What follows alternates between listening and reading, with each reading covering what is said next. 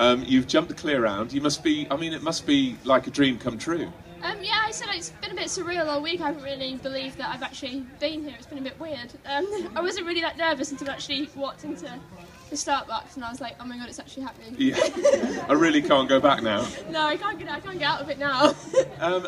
Tell us a little bit about the round. Did it go to plan? How was the beginning?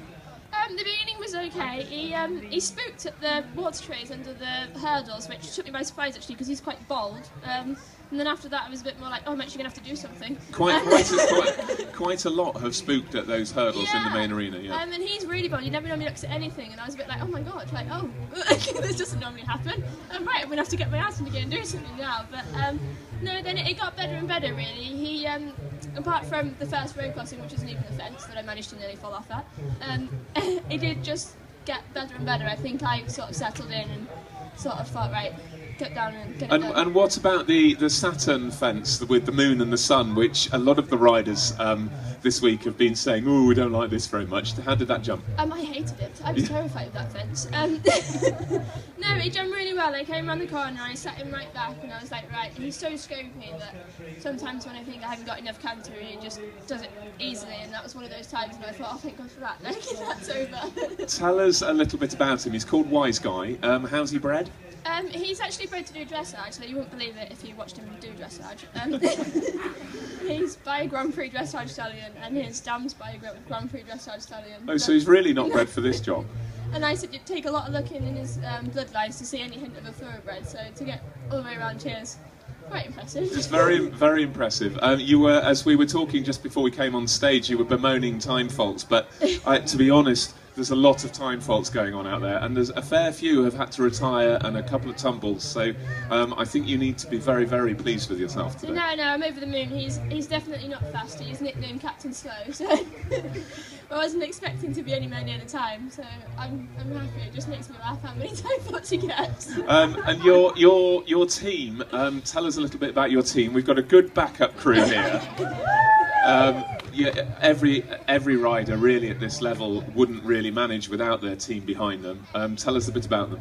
No, I have a massive support team, as you can see there, and they're all brilliant. Most of these guys have known me since I was little and since I refused to jump. What, you used to refuse to jump? Yeah, I hated jumping until I was 12. You've got over that now then. Yeah. So a lot, they just followed me right through the grades, and it's really nice because they've all been there all the way through, so it's great for me. And what about other horses? You've got some other horses as well? Yeah, I've got a nice team at home. We've got one going to Blenheim for the 8-9-year-olds next week. That's quite exciting. It's a bit of a shock and a lot going on. And then I've got a really nice 7-year-old as well. Hopefully go to the 7-year-old champs this year, and he hopefully will be here one day. And whereabouts in the country are you based? South Leicestershire, which is not too far from here. Oh, so you're nearly local. It's our most local event now. Right. So has it always been an aim, Burghley? Yeah, well, since I started eventing, I've sort of said, yeah, I'd love to do Burghley one day. Never thought it'd actually happen, especially not at 21, but. So you're quite pleased with yourself jumping your clear round today? Very pleased. I'm very pleased with my boyfriend.